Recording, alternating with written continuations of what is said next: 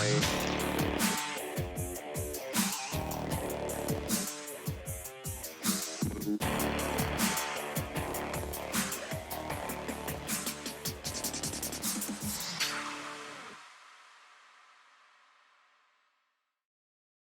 want to start off with a reminder that we are not doctors. Before you make any changes or try something new, always consult with your doctor and medical team first. Chronic illness can vary from patient to patient, so it's always best to consult with your own doctor for what is best for you. Hello, welcome to IBD Determined. I'm your host, Mason Harvey, and I have Crohn's disease. I speak from the role of a patient. And I'm Michelle Harvey. I'm Mason's mom, and I speak from the role of a caregiver. Before we get started on today's topic that we're going to discuss, I want to give everyone a reminder out there that take steps. We are still fundraising, and we're still looking for people to join our team, which is IBD Determined. IBD Determined. Like the podcast. But we would love to have, if you're local in San Diego, or if you're going to be in the area in June, beginning of June, on June 2nd, we would love to have you join our team. And there's an exciting it's a new thing that our local Crohn's and Colitis Foundation is doing. And they're going to be hosting a Take Steps kickoff. And this is going to be on April 23rd between 5 and 7:30. And it's going to be at Takeda, which is pretty cool because they do supply one of your biologics. Yeah, that's the one that supplies my So that would be neat to go there. Yeah, I think it'd be interesting to see. But if you guys join our team, you can meet us at the kickoff. If we haven't already met, we'd love to meet you and have you join us. So just a reminder, because we could use some support. Mason is number one right now for fundraisers, and hopefully someone will take over and make even more money. And, everyone keep encouraging others to raise more money. So for now, he's number one. Equilibrium. Yeah. Well, we were number one speaking of that, because we were number one with our team. Now we're number two. So Prometheus Laboratories, which this always happens because it's a huge it's a huge company. So they usually take over. And I think last year the team narrowly beat us. I'm not sure. So we say beat us, but we're all one big team. Yeah, we're all one big team. But I'm just trying to encourage you out there, like, hey, these are reasons you can join our team. Like, you want us to win? Help our team get to be number one. Yeah. So, and because everybody's a winner with this, because all of the funds go back to the Crohn's and Colitis Foundation. So think about it like this: if you donate, you're not only helping donate to us, our team, and helping the final biologic. When other teams see our money amount go up, then they're gonna motivates them donate more too, because you want to keep one-upping each other. Right. And it's like or at least being like the top three. It's like, oh, I can't let that happen. I'm only this far away. So you just gotta keep donating, and then they'll keep donating, and it's a infinite little loop that occurs. Right. And it's also tax deductible, because Crohn's and Colitis Foundation is a nonprofit, so you will get a write-off. So that's always something to consider too, especially as tax time is coming up. Yes. So there's your reminder. Taxes. Right. Depending when you're listening to this. If you're just catching up to us, and it could be any time of the year, but while we're filming this, that's the time of the year. In fact, we're having a stormy spring day, which is great for Southern California. Yeah. I know. Yeah. It's nice and relaxing. It's crazy. Like, don't get a lot of these. And first day of spring break, and it's raining. Yeah. Spring. It'll clear up, but it's kind of a fun day for us. Yeah. So going back to last week's episode, we broke down the IBD day presentation at Rady's. We let you all know we were going to take them a step further and really go into what they talked about. So today's episode, talk about each subject separately. Yep. Today's episode is about diet. Yep. And we think, because we've already done we've done an episode on diets, but I think that this is ongoing, and you can continue to do many of these, because there really is no right or wrong answer when it comes to your diet with this. And it's like Crohn's, it's just like different for everyone. It is. And maybe what we've talked about previously, something new has changed. And so I think it's important to keep returning to this. And especially because this was a dietitian who specializes in IBD, I think this information could be helpful. But at the same time, I want to remind everybody that if you're going to change anything with your diet, let know your doctor that you're going to be doing that. Yes. Your doctor, your nurse, your dietitian. Right. Anyone in the medical team. Run it by them first, because they're going to know your situation way more than we will, way more than our dietitian. They have the blood samples. They know the cells. They know everything. And they know your symptoms. They know where you're at. And it's very important. And so the helpful thing with this one is that a dietitian did present this, and this is kind of like a large scale view, like a step back. It's not specific to Mason. Yeah. It's not specific to anybody. It's specific to kind of like anyone with the disease. Right. So that's why we thought this was really important to share. There's some things that we noticed that were very different for us, like for Mason, some things didn't apply. So I'm just guessing some of you listening, you're going to maybe relate to some of this, And or you're gonna be like, oh, some of it I not. don't relate Yeah. to that. I don't know what Nope. that is. So let's jump into it because it's kind of a heavy episode. We are going to go into as much detail as the dietitian went into. This episode isn't going to go into too many resources, go into too much, but if there's something you heard us talking about you'd like us to discuss further, comment, message, let us know how we can help you guys out. So we're more than happy to do that. But we have a lot of information to cover. So we're just going to cover basically what she did. So the first slide she pulled up was diets for flares and day-to-day diets for when you're not in a flare. So these are the things she covered first. So during a flare. Yes, during a flare, specifically during a flare. Yeah, these are flare diets. These aren't diets you just have normally. Right. This is what they recommend if you're in a flare. And again, it's different for everyone. This is just what the dietitian discussed. Yeah. So I just want to be very clear. Yeah. So low fiber starches and grains like rice noodles, peeled potatoes. I don't really like potatoes, but if you like but you like rice. Oh yes, I did really like rice. White rice is my favorite. Potatoes would have been great, but you didn't. Vegetables without skins because skins are harder to digest.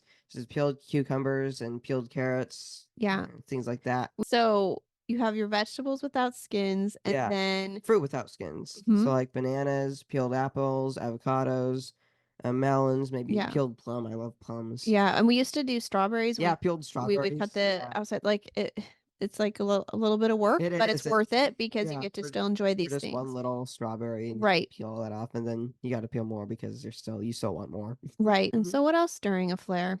You should have lean proteins such as chicken breast without skin. That's what we get. Ours is skinless. Yeah. Costco. Yep. Shout out to Costco. Yes. And then white fish, such as I think like halibut, maybe something like that. Not salmon. Salmon is pink. It is. Yeah, but you like salmon. I like salmon a lot, but so we would make salmon. Yeah, so that's fine. Like so, yeah. And then eggs. Eggs are also a really good one because there's so many different ways you can make it. Poached, hard-boiled, scrambled, all those different ways you can put it on a sandwich or something if you can. And that's actually what you went back on after your liquid diets and after TPN. One of the things you got to have was eggs. Have eggs. It is so funny. Sometimes there'd be like a little bit more, and I'm like, and then there'd be a little bit less. I'm like, they didn't put enough. Yeah, you get really mad. It was like the correct serving. It was the correct serving, and when it was like, no. There was a mix-up in the kitchen. Yeah.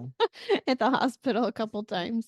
But I mean, that just goes to show that it was good. They were right, and it was going well for you. So let's see what else we have. Drink water. That's very important. I mean, for everybody listening. I mean, so you see, if you're not in a flare, you don't have to drink water. Yeah. Think it's recommended for everybody, but if you're not in a flare, if you are in a flare, just drink water. It's like a reminder because like for Mason, we used to actually mark how many water bottles we take, 8-ounce water bottles, refill them for how many he should have in the day, and then make sure he drank all of those because you can get dehydrated easily in a flare. And so we want to make sure. So we were very diligent about the water. Yeah. So pay attention to that. And lactose-free milk. I think I actually talked about that last episode. So lactose-free milk. But they said just to be safe, during a flare, you might just have lactose-free. Right, and we actually have that all the time. We have that all the time. So even if you're not a flare, we love Fairlife. Fairlife milk is great. I mean, just read the nutrition label on it, and you'll see why it's really popular. So, anyways, so that's what lactose-free milk, plant-based calcium fortified milk. Our dietitian, the same one who did this, actually wanted because of your personal profile. They went more for the lactose-free milk. So you can see how it's different again. For everyone. Right. I like coconut milk.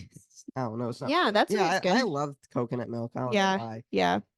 Aged hard cheeses. Right. The last one on that was yogurt, which you're not a fan of. No, I don't like yogurt. So I mean, I haven't tried it in a really long time. Right. Every time we have tried it, you're like, I still don't like it. But we'll have to try it again. Yeah. And one of the other items they mentioned about whole foods without added salt. Yeah. So whole foods, and we do a lot of cooking at home, and it's just not only is it cost effective, it's also healthy. So you can kind of control what goes in there. And I cook from scratch, and Mason's be taking a culinary class here. It's actually the class I'm the most excited for. Yeah, I am too. Science. So I'm excited to do this. So I think it's very important for everybody to have that knowledge, and you can help yourself. It'll only help benefit you in many ways. So yeah, learn to cook. That's a really helpful hint too. And so, I mean, obviously there's other things. We have a whole Flair diet booklet that we were not booklet, but a printout that she given us. It's like 3 or 4 pages. So these are just some of the things that she highlighted on her slide. The next one is short but sweet. Well, right. It's kind of wrapped up a little because obviously for the sake of time, but then she went to during a flare what to avoid. Yeah. And what we just talked about was what you should have, and what we're talking about now is avoiding. Right. And these are recommendations, but again, the important thing is you're eating. And if they're not hurting you, if they're not causing issues, like if you know it doesn't hurt you, or if it doesn't cause anything, if you know that for sure, you can have it. Right. Then maybe it's not something that's going to affect you. So these are, important discussions to have with your GI or your dietitian to see. But, and generally speaking, this is what she talked about. So high in soluble fiber foods, skins of fruits and vegetables, then grains, nuts, and seeds. And also another one you should really avoid is popcorn. Right. Sadly. Right. That's You're at definitely Disneyland and you're like, oh, that popcorn smells good, and then you're going to Rosie's and I can't have it. right. Or if you're at the movie theater, or if you're at home and someone's making popcorn. Okay, goldfish is there But for you. it's just, it's just a safety thing. Kind of, we just, you get better safe than sorry. because you can get inflammation when it's in your intestines or in your GI tract. You can get pockets that these things can go into, and you can have problems. So anyway, there's other reasons, but like the one thing we're always going to advise from the dietitian though is that digestion starts with your mouth. So chew well. So if you're going to have some peanuts, if you did want to have something like that, this is just good advice for any of you. So chew it very well, and that's a huge help for your digestive system. So get started and chew things very carefully. Greasy foods. And you'll know things that work for you, but these are just in general. Greasy food is not going to be great for anybody. Sugary foods, avoid desserts like candy, juice, soda, and pastries. Something to avoid, lactose, which we just talked about. We talked about that. Right. So that's reasons why you would avoid that if you're in a flare. Also something to avoid, added salt, like salty foods, and especially while on steroids. And I didn't know this. And I heard somebody else say that in the crowd. They were like, what? I didn't know that. And so, I mean, I think a lot of us just thought you're just supposed to avoid them on the flare, but I guess on steroids. So if you're taking steroids, just something good to know. Just don't have them because you're in a flare, and that's steroids are like, well, you're never having them. I didn't get to ask why, but that's what. Maybe there's some, you can find it maybe on Google or something like that. And then she moved on to day to day when you're not in a flare. This is a good reminder for anybody, but especially if you have IBD. And so, of course, no one's going to be perfect. No. But these are some suggestions that she made. Balanced diet with foods from each food group at each meal. Yes. Like noodles and salad with chicken, something like that. What could we do with that? We could put broccoli on the noodles. There we go. Well, you love asparagus. Yes, asparagus. You love Brussels sprouts. Oh yeah, Brussels sprouts. Cauliflower. Like luckily we have some, and we do a lot of salad here too. So anyway, we can get in the extra. We do. So then choose a variety of colorful fruits and vegetables. This one you like. I like this. Eat fish often, 3 times a week if able. Right. So Mason I like fish. Loves fish. It's because you want omega-3 rich foods, which is salmon, mackerel, herring, walnut. And then in other stuff is walnuts, flax, hemp, chia seeds, and careful with the seeds. So these are for day to day when you're not in a flare. These are good ways to get omega-3s. However, it's just important for you to talk with your doctor and know if seeds are recommended for your condition. And if they are allowed, just make sure you chew well. Right. Choose whole foods prepared from scratch at home. Yep. Choose unsaturated fat from olive oil, canola oil, or avocados, those are all the oils that we use in our house if we do use oil. And then these are things to limit. Just limit, yeah. And again, don't avoid them, but don't eat too much. Right. So the one they have is red meat. I'm sure some people out there, this is going to vary for you. Yeah, this is, this is what her presentation covered. Limit processed meats. Limit saturated fats like fat from meat, poultry, skin, butter, palm oil, or coconut oil. These are all just good advice. Limit trans fat.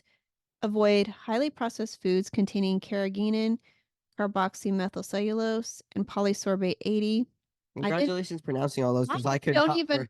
You did that one. She'll let you do that, huh? This is the reason I don't pronounce things. Right. He gets kind of quiet when we get to certain parts. He's like, I'll let her do it. You should just don't know if I said anything It'd be right. really fun if you're able to put that word on screen and have the viewers Right. try to Be pronounce like, go that. ahead, guys. Pronounce Read that this quickly. Yeah.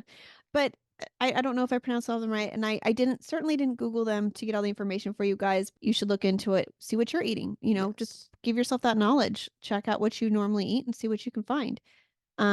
Reduce intake of processed foods containing titanium oxide and sulfides. Yes. So titanium Don't you love dioxide and titanium sulfides. dioxide and sulfides? Yeah. Don't you just love it when you're eating food and there's a chunk of titanium metal dioxide, right? in your chicken? Yeah. I'm just, oh my God, there's a titanium block in my chicken. I mean, he's joking about it, but really, like, look into this because you might be hearing some of these words like we are, and you're like, I don't know if I'm eating that, but check it out. Yeah. Like, maybe you'll be surprised and realize, hey, Because titanium oxide isn't literally just titanium. Well, right. I mean, it has titanium in the name. Well, I mean, it's not going to be like we're not talking chemistry class element. here, No. but we are I kind of actually do because chemistry a lot. So food science is a thing, guys. Food science is a thing. So limit intake of maltodextrin containing foods and artificial sweeteners like sucralose, Splenda, or saccharin.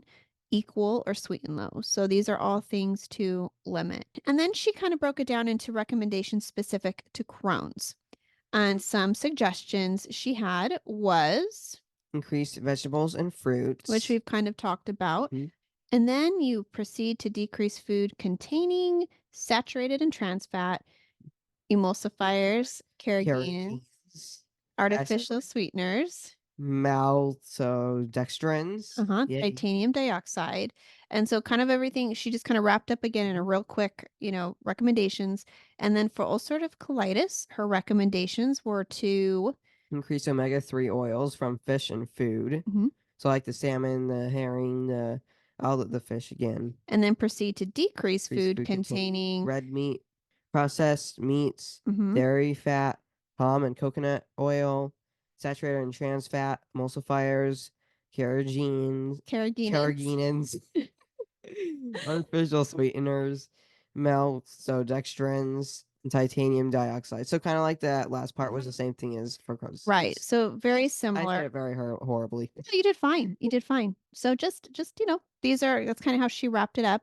And then she moved on to trigger foods. What is a trigger food? Like, I mean, what would you consider it? How would you define it? I would say kind of like something that doesn't like cause Crohn's. It just starts to flare. Kind of like maybe so you have a fire and the fire is a little dying down, and then you feed it wood, and then the wood kind of helps it pick up. The fire still needs the oxygen, and obviously that's the problem that's causing Crohn's in the first place. But the food is kind of like helping to feed the flare, build it up. Right. And so it's important for each of you to identify your own trigger foods because they vary from person to person. It's different for everyone. Our trigger foods, like you may not find out until you are eating something. You may be doing great and think, I can eat this. And all of a sudden you react to it. So trigger foods can change. There is something you should do though, because if you're eating multiple meals, it can take a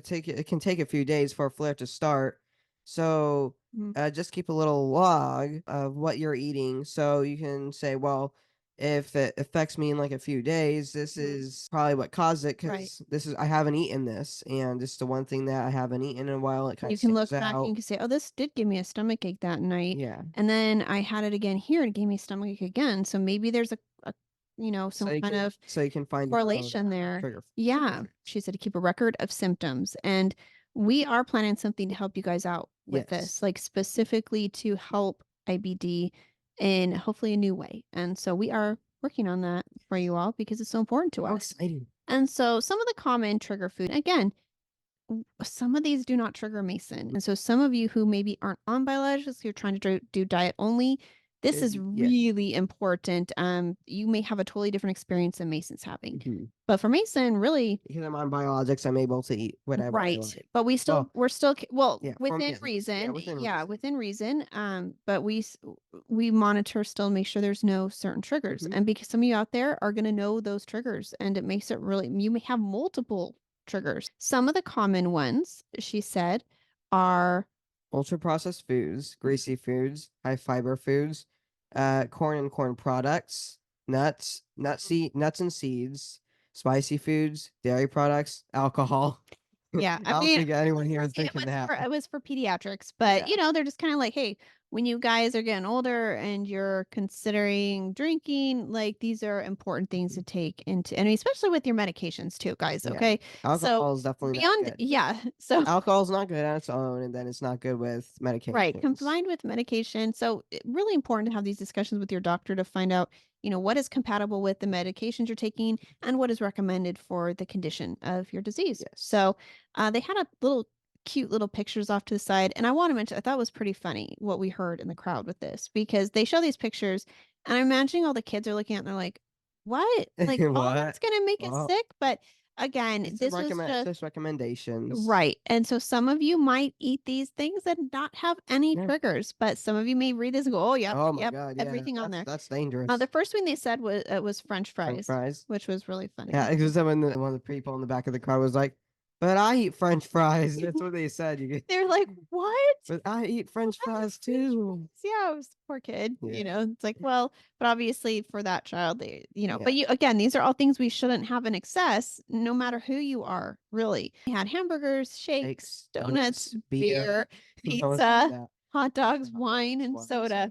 So I was having beer at a pediatrics convention. Yeah. So again, within reason and what pertains to your lifestyle and your discussions with your doctors. So these were just something she had up there. But Mason can eat pizza and has no issues. Mason can eat hamburgers. Yeah. I think the idea is for most people, these could be something that could, but you'll know. I don't have to really. Yeah. And you'll know. Happy I don't have those issues, but for other people, it could apply to them, and you just want to be careful. And some of these things people really enjoy, and it's really tough.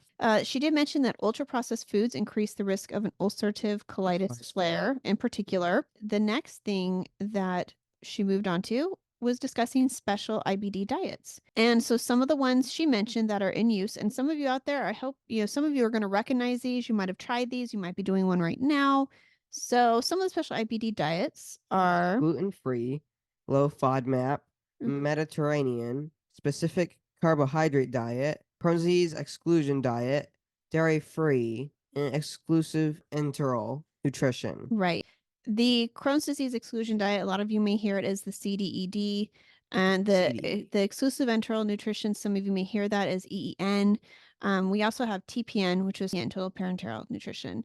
And that is one where you were fed through a PICC line in your arm and it didn't go into your gut at all. She didn't mention that one because that's not really one you would do at home. That's more hospitalization. But these are ones that you could do at home. There's that kind of things with the diet. And the specific carbohydrate diet is also kind of, you might hear that as SCD diet. So if you've heard of any of these or all of them, I'm sure you're in some of the groups online and you're following these, or your doctors have given you these and you're trying them. And she only covered a couple. She mentioned the Mediterranean is a well-known kind of one of the more popular ones they've recommended for a while. And EEN, which is exclusive enteral nutrition. So we'll refer to as EEN. EEN. That's where you get 100% nutrition from formula. Right. So like no solid food, just like drinks. Like which you remember you got to drink 9 of them in the hospital. I had to drink 9 boosts in a hospital. Yeah, and even when you went home, they had switched because you were in the hospital for a long time. 2 months. A couple months. So by the time we got home, he had switched over to the CDED diet. But so anyways, let's talk more about the EEN really quick. So that's the first line of treatment to induce remission in children and adolescents with mild to mildly active Crohn's disease. They'll still try it though if it's, some people try this in combination with biologics. I don't know how successful it is in just inducing remission without. She didn't mention that, but for our case, it was introduced with biologics for Mason and with steroids.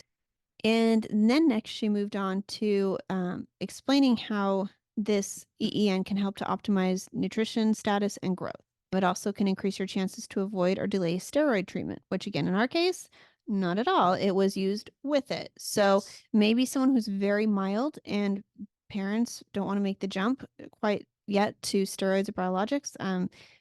I just suggest follow your GI's advice and do whatever it takes to get your child healthy, and don't be afraid of things they're offering. That's, that's a whole nother topic. But sometimes, just like for Mason, the EEN didn't help. No. It didn't do anything. So luckily he was on biologics at the same time, we could measure like, okay, this is working, this isn't working.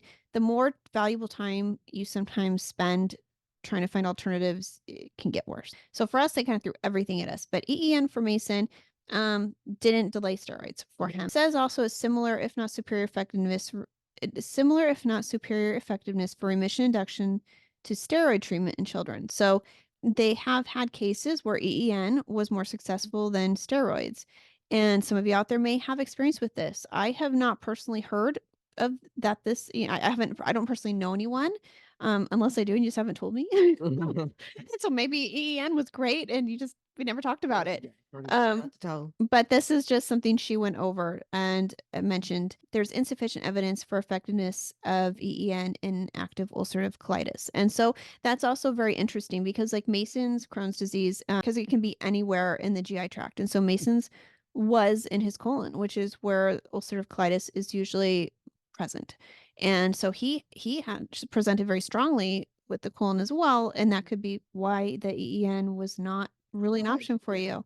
So even though you don't have ulcerative colitis. So again, all these things can vary. Your GI will know best. For everyone. EEN may help to improve bone health in children with ulcerative colitis, though, is one of the things they did mention, which I can see because you get all those vitamins and everything you might have been lacking when you're eating certain food and it's not being absorbed correctly. So that's where EEN may help. It may absorb better and get you those nutrients. So that's good. Yeah, which is great. So next, she explained the CDED, the Crohn's disease exclusion diet, which combines specific whole foods with partial EEN. So, like examples of allowed foods. So, fresh chicken breast, eggs, bananas, peeled apples, and peeled potatoes. Those are just a few examples. Right. And if you remember, Mason, so when they had you on the EEN, they start introducing eggs. Yes. Right. The first thing they brought was eggs. Well, besides goldfish. Oh yeah, besides the goldfish. You got to sneak a few of those. I got like a 5 a day. The doctor, he would plead and plead like to have something. And so she was like, okay, fine. You can have 5 goldfish. 5 goldfish a day. And I'd crush them. So it felt like I had more. Yeah. And he'd like eat them really slowly, like bit little, like crumb by crumb. Oh my gosh, the poor kid. So they're like, yeah, you can. So you had eggs, and pancakes, and then I think the chicken. And then it was rice. And so we slowly started introducing those. Yeah, there were bananas too. He did do that with the EEN. So he did have the formula, which was at the time the boost. And we still kind of we're not really he still does drink supplemental drinks to help keep weight on. Instant breakfast with Fairlife. Yeah, mix the powder mixed into that. And so we still have that, but it's not as much like this. So this is something he did do, and this worked better than just EEN for him. It says there's a rapid clinical response, usually around week 3, and maintenance of remission as well is what it is helpful in. So if you're in remission, this may be helpful. So, something to consider, talk to your doctor about. And it's used with mild to moderately active Crohn's disease. Mine was severe. No, I don't think that would have worked. No, but they tried everything. They at least did this with the biologic, with the steroids. So it was a lot at first, and definitely helped though. But still good to know. So they didn't really go into the other diets because of time, but those are things you guys can look up or talk to your own dietitians or GI doctors about.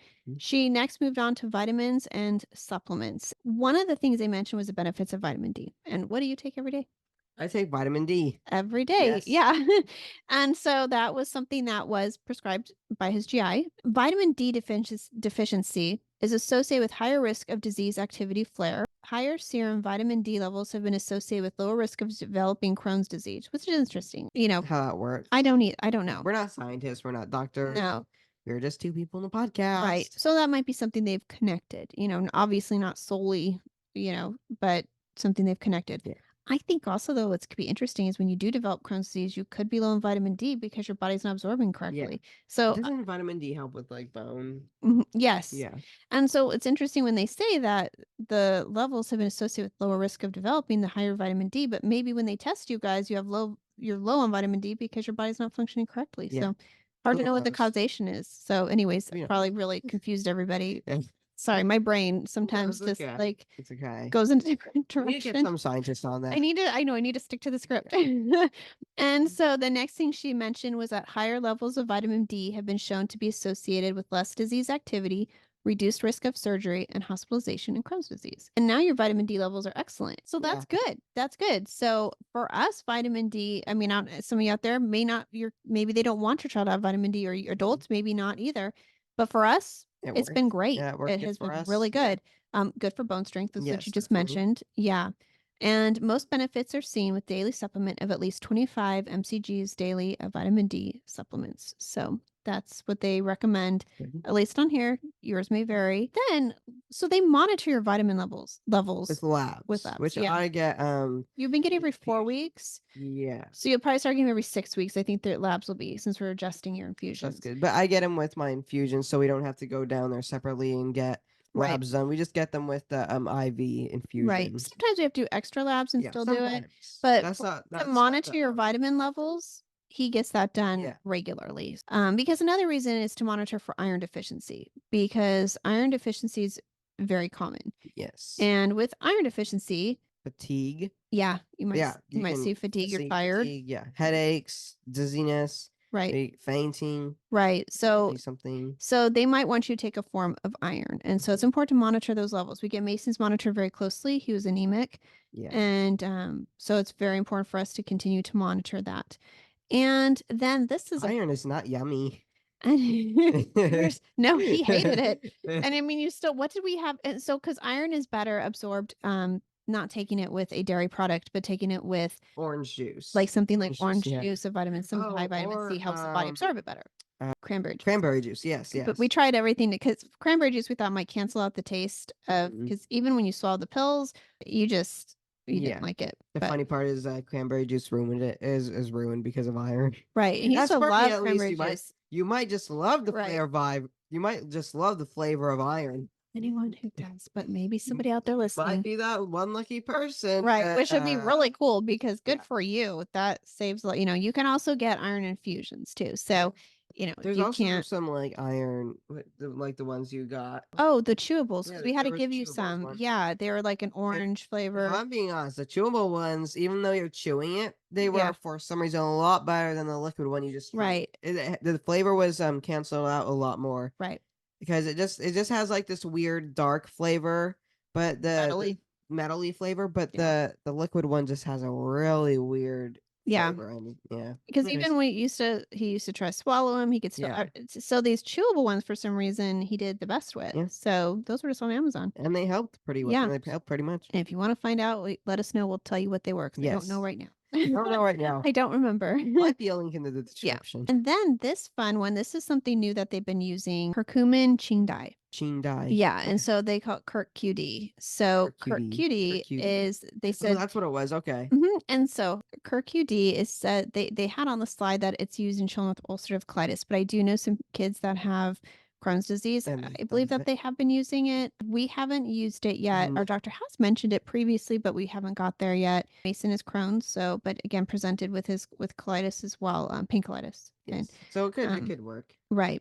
So that is something, and one of the things they're noticing, they had a decreased PUCI scores.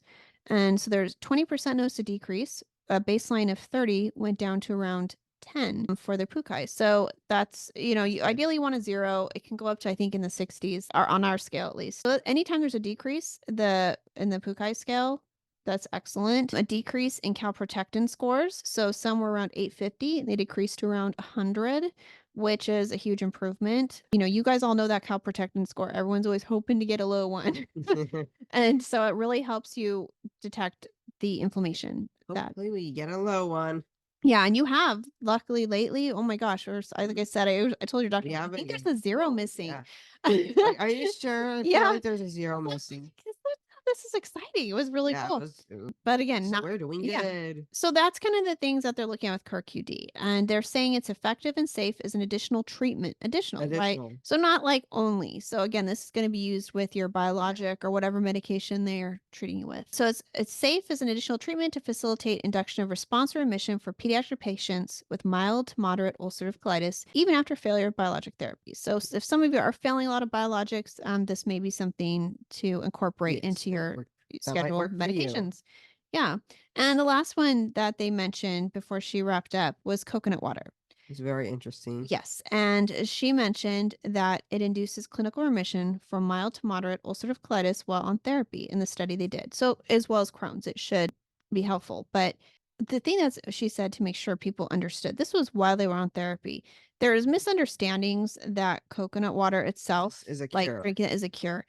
And it's not. No. And so all the testing to get these numbers that the things we're about to talk to you about were done while they were also taking their treatment. Injection. They didn't change that. Yeah. So like if for Mason, it'd be like him just staying on Stellar and Nativio and us adding coconut water. So this was not alone. No, coconut water isn't a cure in itself. It's right. This was in combination. Add-on. Combination with your therapy. And so why would coconut water was one of the questions. Why coconut water?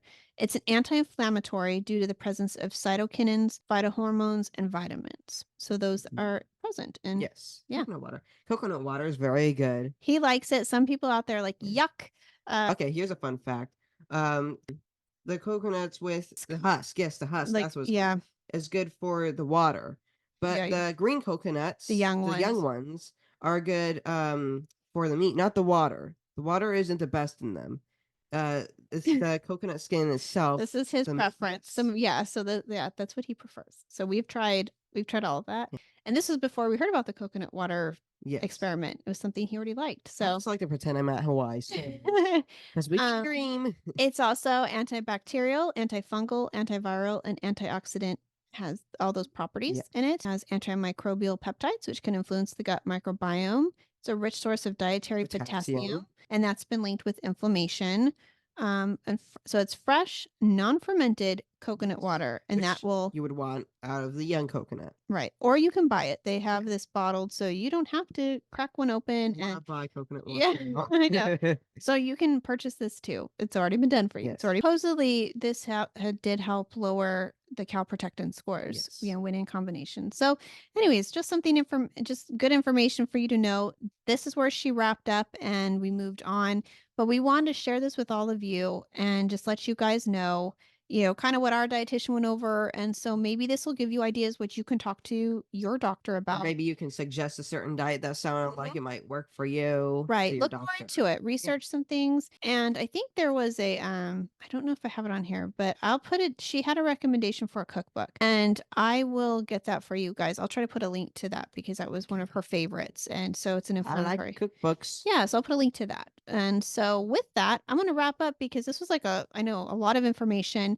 But we just want to really kind of share with you what a dietitian who specializes in IBD recommends. And what I think that was really important. I'm glad we got to hear it. And I'm thankful she took the time to talk about it. Talk about all this and go over all of this with us. And now it's in our podcast. It is. Lucky her.